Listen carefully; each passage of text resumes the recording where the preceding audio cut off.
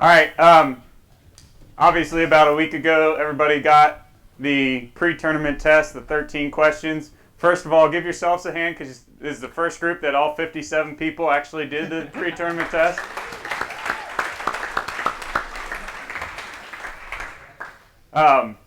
The reason as Dave said, we want to make sure we get the rules right. As officials, we want to know the rules. One of our speakers later on is Debbie Williamson. I can still remember her coming to this tournament probably about 6 years ago and talking about when she was secretary rules editor for the women's side. She was helping coach middle school basketball, I think. And she asked one of the officials about a ruling on a play, and they came up with something and just kind of shrugged her off, not knowing who she was. Remember what Doug said, you never know who's watching. Needless to say, the partner of that official on the crew later told him, and he came up, I think, and apologized and said, sorry, I didn't know who you are. Well, it doesn't matter that she was the secretary of rules editor. Don't BS somebody if you don't know.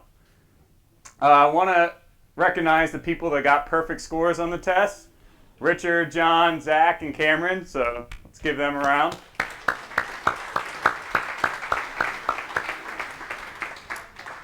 What Kevin and I have done is there was 5 questions that as a collective whole we got less than 70% on. So we're going to go through those 5 today. So why don't we get a volunteer, first of all, just to read the situation. So anybody volunteer to read the situation? Go ahead. The official grants timeout. Following the whistle to grant the timeout, it appears that A1 and A1 were standing in the center jump circle may fight. At this time, team members A9 and A10 step onto the floor about 6 feet in front of their chair on the bench. The official shall Go. eject A9 and A10. Do not penalize A9 and A10 when they do not participate in a fight or do not engage in any other unsporting behavior. Charge team Ace Cook with a direct technical foul for A9 and A10 leaving the bench. Okay, so those were the 3 options. Obviously, you had the opportunity with how you took the test to go back in, view the feedback, view the rules. One of the rules that I failed to put on there was, first of all, we've granted a timeout in this situation, right?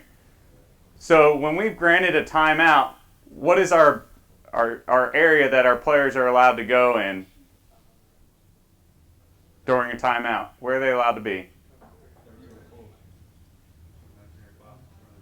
Imaginary box. It doesn't matter whether it's 30 or full. We've got a timeout area that they're allowed to go in.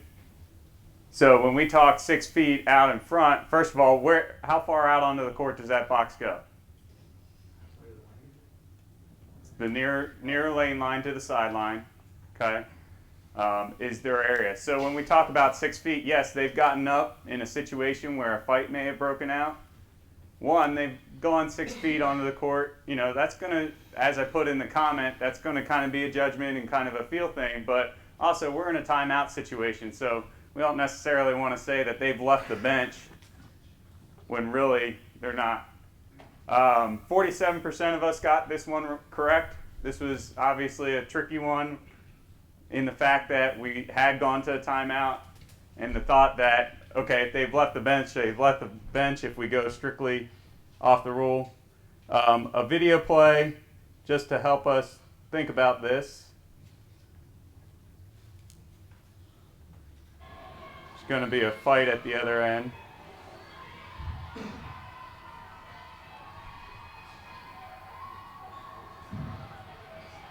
Up here. And now watch our bench. Now the thing to think about, until she started to continue to walk, this player right here had stopped just about that 3-point arc. We obviously don't have the capability to go to a monitor this weekend. The best thing that happened was this official that was heading down toward lead, that wasn't anywhere near the fight, turning and trying to get those players back. Okay. One of our other speakers today, Brad McMillian, officiates football, and I know a lot of you officiate football. His mentality when it comes to if a fight breaks out on the court, he goes into his head linesman, line judge, field judge, side judge mechanic and turns immediately to the benches and says, nobody goes past me. Okay? In an attempt to keep them from going out on the court. I don't know what that's jumping to. Advertisement. No. Here, I got it. I don't want to cut it out if you're That's gonna use all right. something else. All right. Any questions about that? All right, so anybody else, who's next volunteer to read the next question? Go ahead. Here in the back. After a held ball, a throw-in is awarded to team A because it has the AP arrow. Thrower A1 reaches entirely through the boundary line playing with the ball. B2 securely grabs the ball while A1 is still holding it. So the rulings, go ahead. A technical foul is charged to B2. Team A is awarded 2 free throws and the ball at the division line opposite the table. Team A is awarded the ball for an AP throw-in. No violation, but since A1 was still standing out of bounds holding the ball, Team B is awarded a throw-in and AP arrow does not change. An intentional foul is charged to B2. Team A is awarded 2 free throws and the ball at the spot of the original throw-in. Okay, so you can see the percentage of the rulings was 58% was correct, with the team A is awarded the ball for an AP throw-in. You can see in this scenario and guideline is that when we have the defender on an out-of-bounds play, they do have restrictions. If they cross the boundary line, what can we call without making contact on the player or the ball? What can we call? Okay, a violation. Okay, if they hit the ball, but the player has the ball in the out-of-bounds, what happens if they touch the ball?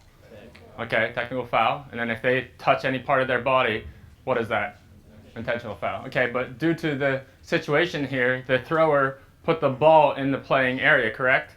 So the reason that we have this ruling is that they put the ball into the playing area versus being in out-of-bounds positions. We know that they have guidelines regarding they can go back as far as possible in the 3-foot guideline. But just be aware that the defender has the opportunity to grab the ball for a jump ball situation, but we don't change the AP area. Team A is awarded the ball. Any questions? Who can explain exactly why we don't have a switch of the arrow? The ball was never legally touched, or legally inbounded. Or what's the other thing that causes throw-in to end? Violation by the throw-in team. So since our throw-in hasn't ended, we can't switch the arrow. All right. Somebody want to read this one for me? Go ahead. A1 is making a throw-in along the sideline in Team A's backcourt. A1 makes the throw-in to A2, who is standing in Team A's front court. A2 muffs the pass, and it bounces directly into Team A's backcourt, where it is first touched and recovered by A3. What is the result?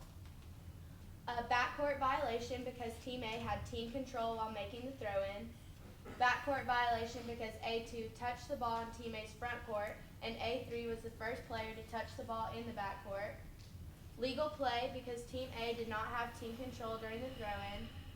Legal play because there was no team control gained in the front court by Team A, or none of the above. Okay. Our correct answer here was legal play. There was no team control gained in the front court. We didn't also have player control. Yes, you have team control on that throw-in, but because we did not have a player control in that front court, we haven't had front court established while the ball is inbounds. If we look at the play involving that one, it's actually, I didn't pick Virginia Tech because I'm from Virginia Tech. It just so happened that they got screwed on this play.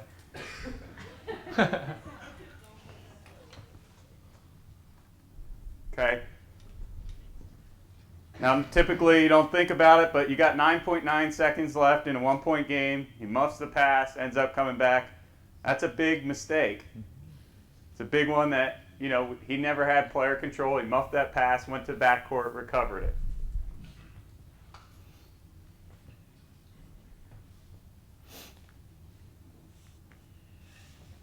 Hey, Ben. Yep. The funny thing about that is, if it's the road team in this case, which I guess it was, and you actually administer the rule correctly, the house, the coach, everybody and their mother comes down on you so hard that you have to be prepared if you're on table side to know how to respond to the coach who's about to go sideways with 9 seconds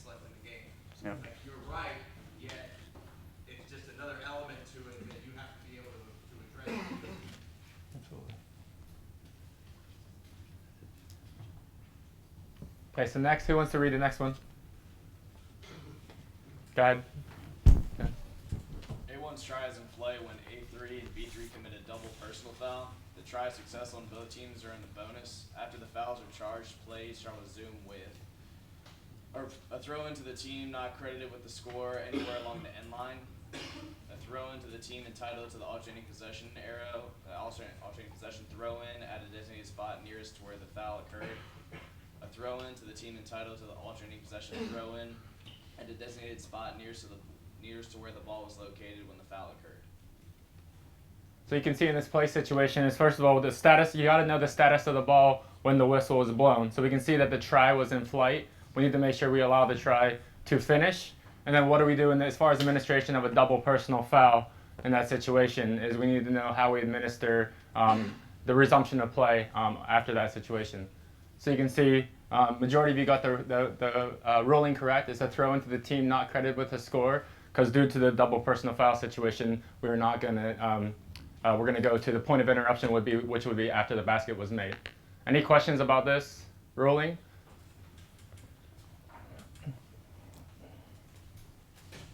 Okay. Yep, go ahead. The shot's just offset with the bonus. The When foul you is have that a foul. double foul, there Yeah. are no free throws awarded. Yeah. Yeah. Yeah. You're still going to go towards the foul count for each team, but you're not going to shoot if they're in the bonus. Right. Good question. What if they miss the shot? What if the shot doesn't go in? Where are we going? AP arrow. Say that louder. AP arrow. So we're going to the AP alternating possession arrow if that shot is unsuccessful. Because we're playing by high school rules this weekend, fingers crossed, knock on wood, we won't have any blarges. But if you do have a blarge, that's a double foul. You got to report both. Okay? Sucks. Absolutely. So, come here. Come here. Make sure you recognize if your partners have a whistle before you sell this or before you sell that. Okay? Come here. Hey Ben, and with that, not to jinx us, but if you do have a double foul of large and the bucket falls, we count the bucket in this case, because it's no longer player control, it's a double foul. So not to jinx us, but if you do have that, where you signal both and have to report both, and the basket did go in, that's the one time where we would count that bucket, but because it's no longer player control, it turned into a double foul. Jinx. I know. All right. Yep. Well, what is it saying? Is it if he takes the shot after he commits the charge, or he already made the shot? Yeah, it's going to be when he shoots and then he charges in. He's talking about wiping the basket. Like he's saying, was the charge and then I threw the ball. Was he in motion? Was he in the motion to shoot? That's the question he's asking. Dan, I think he's asking about like the men's NCAA Yeah.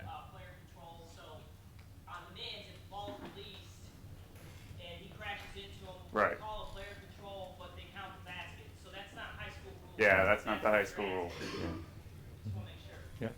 Yeah. Federation. Everything's federation. Okay. Somebody want to read this one for me? Go ahead, Alan. A1 is dribbling the ball over the sideline near the division line. At the same time, A5 and B5 are whistled for a double foul in the basket. Both A and B are in the bonus. What is the result? Personal foul is charged to both A5 and B5. The ball is put in play near the basket in A's front court closest to where the double foul was called. Personal foul is charged to both A5 and B5. The ball will be put in play using the alternating possession arrow. Personal foul is charged to both A5 and B5. The ball is put in play at the sideline near the division line where A had the ball when the whistle was blown for the foul. Okay, this is out of the 5. This was our highest percentage. Obviously, the other 8 questions we were higher percentage-wise, but we had 67% get this correct. Going back to what we were just talking about with double fouls, point of interruption. Where was the ball at? We catch the end of this clip as the officials called the double foul, but you'll see the ball come into play from off screen. And as a crew, we need to be communicating together where we're going to be putting in the ball. You can see he ends up pointing down to the baseline because that's where he had his double foul. what would have been good for his partner after seeing the preliminary double foul was to let his partner know Where's the ball? ball was up top. Okay? Know the status of the ball when you blow your whistle. Know the status of the ball when your partners blow your whistle. And we're almost, one thing Dave wanted us to mention, Rule 4, know your definitions. Okay?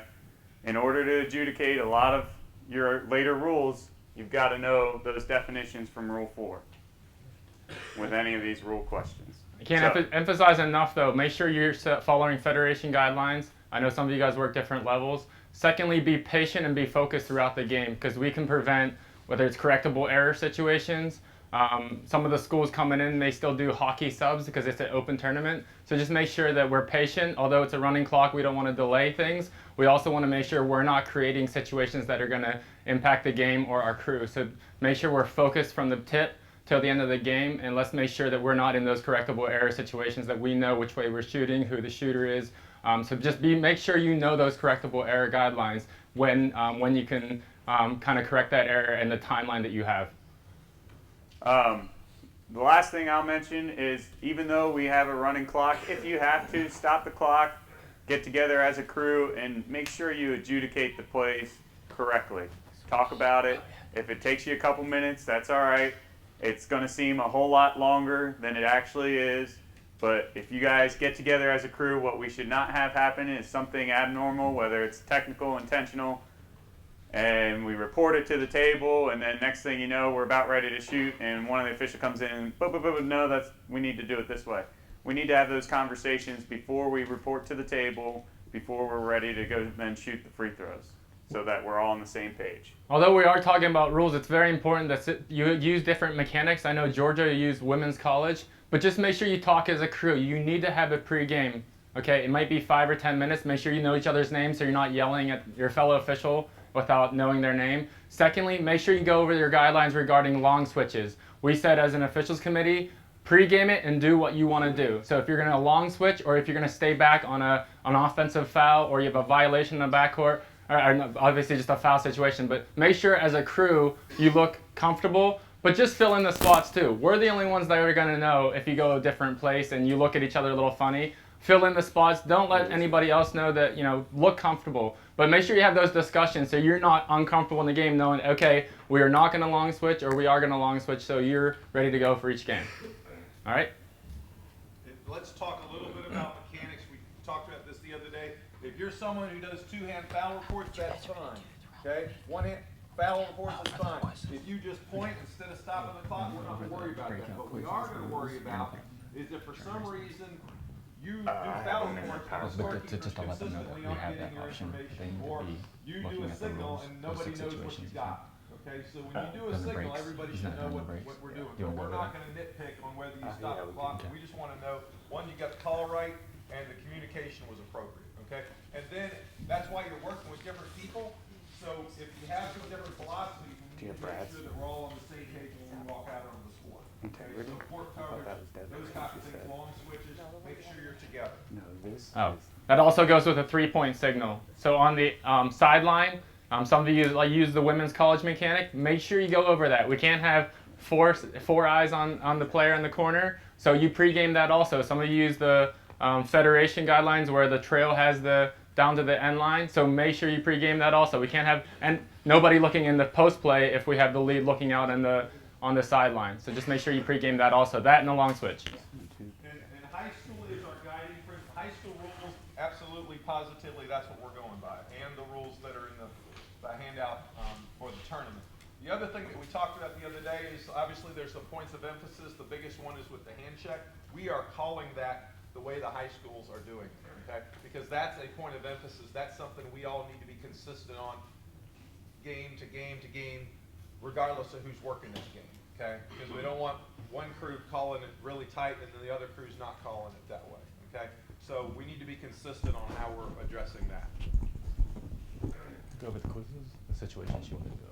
There will be, during your breaks, we will have a rule situation available to you, so make sure you come in and check that out and be prepared to go over that ruling. Yeah, you'll be able to discuss with people at your table We'll put it on.